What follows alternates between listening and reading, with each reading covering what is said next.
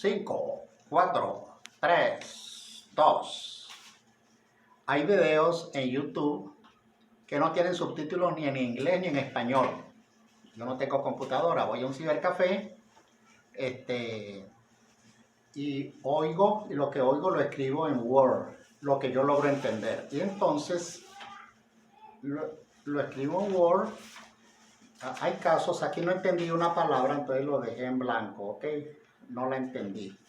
Y entonces, para demostrar que yo puedo, esto se llama Listening and Understanding. Y esto se trata de, creo que se llama Los Nuevos Detectives, ¿ok? Un asesinato. ¿Qué fue lo que yo oí? Vamos a ver qué fue lo que yo oí y qué fue lo que yo entendí.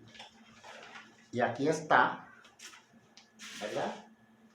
¿Qué fue? Advantage of 81-year-old Bob Rogers. They were becoming more and more convinced that it was Zachary who killed the elderly man in a fit of greed. But they needed proof. If they could find a way to directly prove her guilt, the detectives knew they had found their murderer. Take a look what you got. Lieutenant Geigel and Lieutenant Headley were hot on the trail of the murderer of 81-year-old Bob Rogers. Okay, what do you got? The man was bludgeoned to death in his own home. Okay. And preliminary evidence was pointing to the guilt of his caretaker, Sharon Zachary. Looks like she may have signed his name. Zachary had been taking advantage of her power of attorney over Rogers' finances.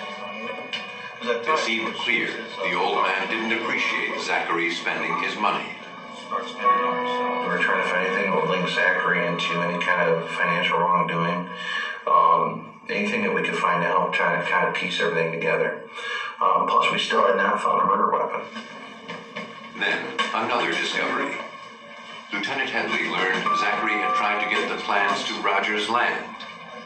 They studied Bob Rogers' land plot.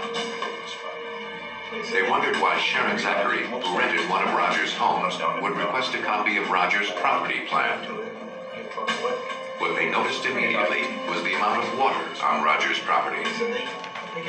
They knew one of the ponds would be the perfect place to stash a murder weapon.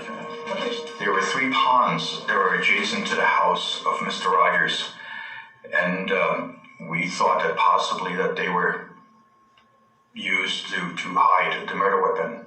It is also interesting that there's a worn-down trail that leads from this area of the 3rd pond behind Mr. Rogers' house to the house where Sharon Zachary.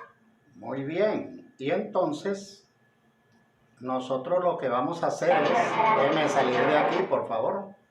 Lo que vamos a hacer es, ¿qué fue lo que yo entendí? She's my deputy helper. Please hand me my reading glasses. Yo entendí esto. The detectives knew they had found the murderer. Lieutenant Goggle and Lieutenant Headley knew they were on the trail of the murderer of 81-year-old Bob Rogers. The man was bludgeoned into hell in his own home, and preliminary evidence was responding to death. Ticket was Cheryl accurate. Accurate had been taking advantage of his attorney over Rogers' finances. It seems clear that the old man didn't appreciate the lady spending his money. Possibly we can start now from the murder weapon. Then another discovery. Lieutenant Headley learned that Accurate had tried to get the plans to Rogers' land, then studied Bob Rogers' land plot. They wanted to know why Accurate rented one of Bob Rogers' homes and requested one copy of one Rogers' plans. What they noticed immediately was the amount of water on Rogers' property. They knew one of the ponds would be the perfect place to stash the murder weapon. There were 3 ponds. They are adjacent to the house of Rogers, or adjacent. We thought that possibly one of the ponds had been used to hide the murder weapon.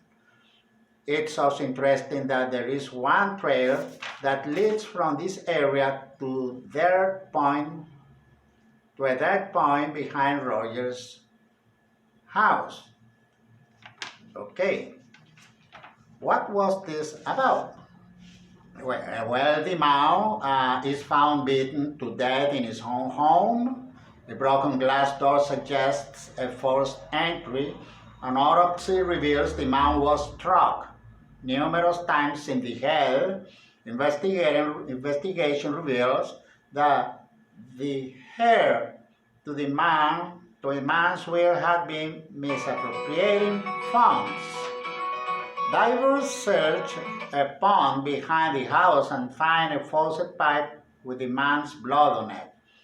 Though the heir denies the murder, her fingerprints match those found in the victim's belt, and impressions from her shoes match those from the murder scene. The heir is convicted of first-degree murder.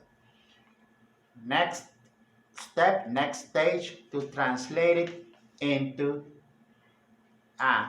Spanish, my own work. Okay, thank you.